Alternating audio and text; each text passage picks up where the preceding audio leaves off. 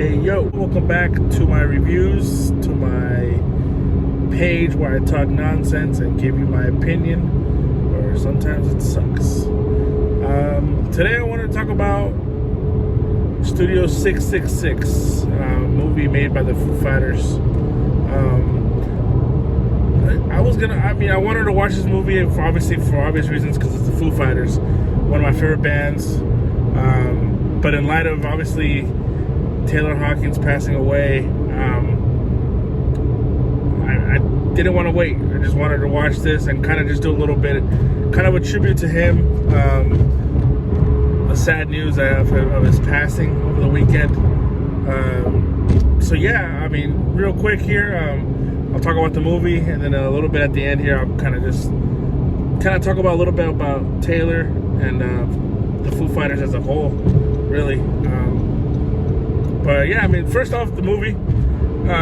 Foo Fighters they made a movie, a horror movie. It's called Studio 666. Premise is the Foo Fighters need to make a 10th studio album, and they're looking for a place for creativity, for a place to kind of give them some kind of, inspiration.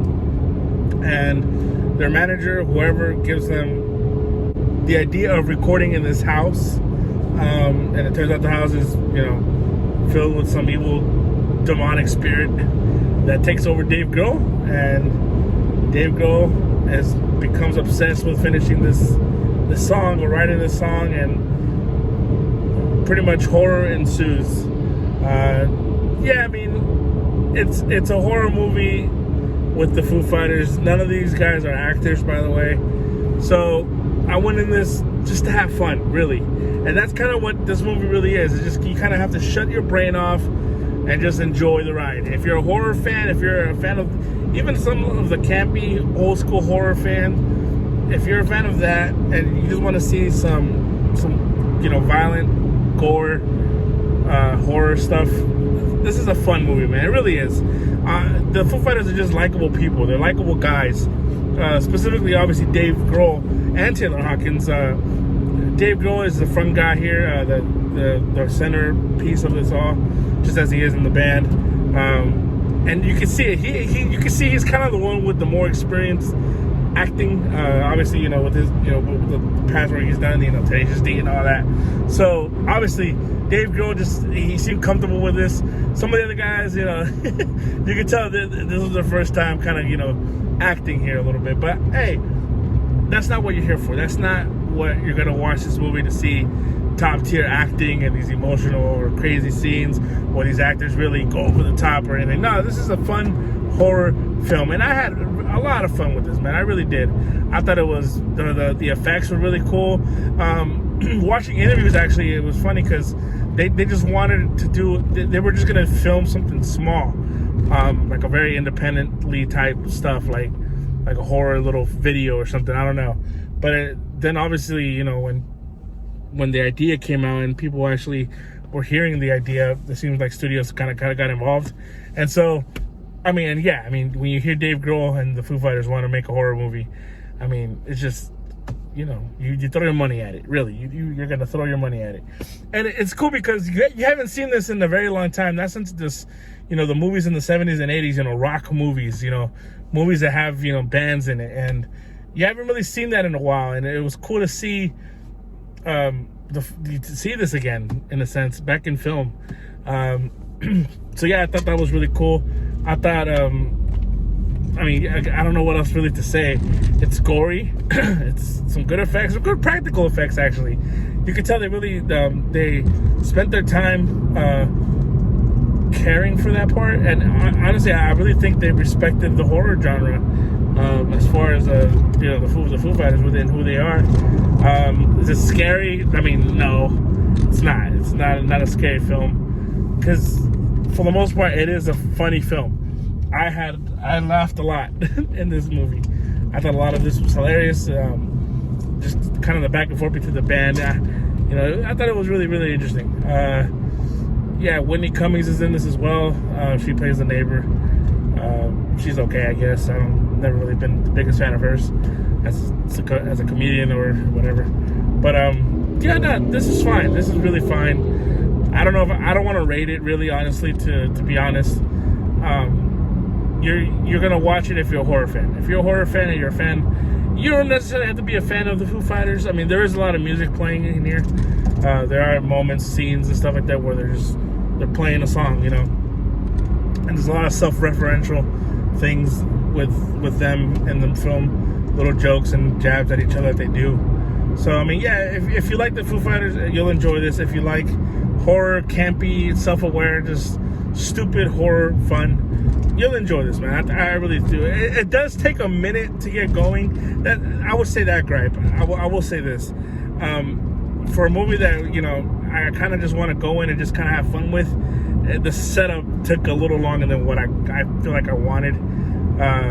Once we get to the killings, obviously it's fun, but they just took a little bit too long for me, and I think the movie clocks in at like a 1:45 maybe. I feel like this could have been maybe an hour 20 film, you know. I don't know, just cut it back a little bit, but you know, whatever. I had fun with it.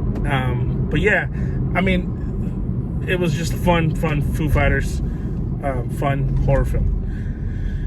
But yeah, obviously, you know, Taylor Hawkins passed away Friday. Yeah, the Foo Fighters, they're one of my favorite bands. I'm a musician myself, playing the guitar, whether good or bad, I don't know. But one of the first bands, I think, as a kid, even before playing guitar, I remember just listening to the Foo Fighters. And then, obviously, as you get older, I'm 29 years old, 92, you know, I was born. And, you know, so I was, I think, 99, 2000, you know, I was barely turning, what, 8 years old. And, you know, kind of living as a kid, not really knowing Nirvana, not really knowing, you know, what that type of rock, that era of rock was. And then just the type of rock I was exposed to in the early 2000s was, you know, the nu metal stuff and a lot of that. Those early songs from that first album, and I remember just kind of listening to that. I'm like, man, this isn't what I'm hearing on the radio right now, or what everyone else is listening to. You know, during the era that I was kind of growing up, there was a lot of fans of Linkin Park, and like I said, the nu metal stuff, and even like in the kind of the punk, real weird grunge era. Like, it just, I liked it, but I was never the biggest fan. So when Foo Fighters was in the mix of all that, and they were still kind of keeping it to the rock element, you know, heavy guitars and stuff like that, I found them very refreshing in a weird way during that time. And I remember just for the first time hearing, I believe, Everlong. I mean, Everlong to me is one of my favorite songs ever. And just, not just the opening guitar riff and just that, the vibe of it, the sound of it is just so infectious, and I love that song. And the meaning behind it, ended up later on becoming very sentimental with me, honestly. And in a weird way, I take that song very personally. I really love that song, and I remember just kind of that drum, those drums, very distinct drums from Taylor. They were unmistakably his, and you knew that right away. Just the way he went in on those tracks, man, it was insane to hear. So again, not even being a musician, I remember just, it was so different and so unique what I was listening to at the time, compared to everything else. And here's the thing: I'm a hip hop guy. I am a backpacker. I am a hip hop dude. Even now, I don't listen to a whole lot of music like I used to.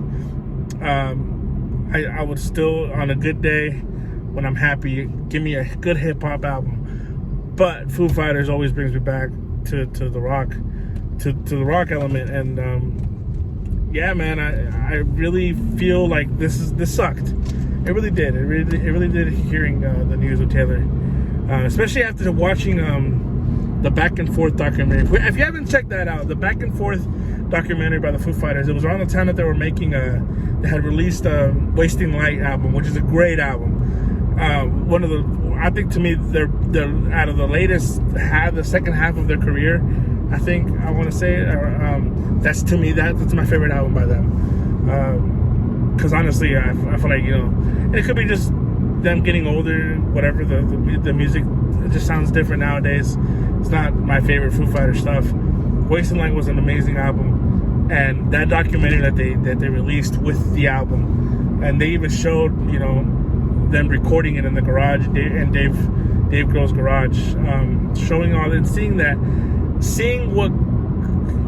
how just close these guys were, and through all the crap they had gone through early on in the Foo Fighters career, but knowing that Taylor really was the only guy that Dave was like, that's who I want as my drummer. And Dave, being one of the greatest drummers of all time, obviously, you know, drumming for Nirvana, you know, it's just, that's pressure for a drummer.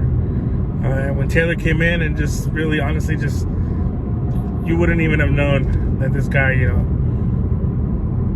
would have thought it was Dave Grohl doing this, and it's awesome. Taylor really brought his uniqueness, and from everything that I'm seeing from all fans and other, you know, peers of his, you know, in the rock community and the music community, they really loved him, and he seemed like a very nice guy. Again, from the documentary, I saw him as just a likable guy, straight up. And then I remember just seeing that documentary and that moment when they talk about his, I believe in 2001, he had that coma of his drug overdose, and kind of seeing the way Dave Grohl talked about him during that time, you could tell it really messed Dave up, and he was scared that he almost had lost him. Obviously, a few years before that, you know, he had lost Kurt Cobain, and the potential, you know, for him to almost lose a friend of his, you know, and Taylor, you can see how close they were, you know, the brotherhood that they had created. So I really feel for Dave Grohl, man. I really feel for the band, obviously for Taylor's family. So, you know, obviously, you know, thoughts and prayers out to all of them. This sucks. It really does suck. The music industry, the rock community has taken a hit. So rest easy, Taylor. Thank you, man. Honestly, Everlong, one of my favorite Foo Fighters songs, one of my favorite songs, period. Just listening to the words of that song, and I can imagine, you know, these guys, you know, creating that is just, and that drums, man, those drums on that song is just unbelievable. So rest in peace, Taylor, man. Yeah, we'll see what happens with the Foo Fighters from here on out. Yeah, it just sucks. Really sucks. Well, thanks, guys. Comment, like, subscribe, do whatever you got to do to support. But yeah, I'm out. Peace, Taylor.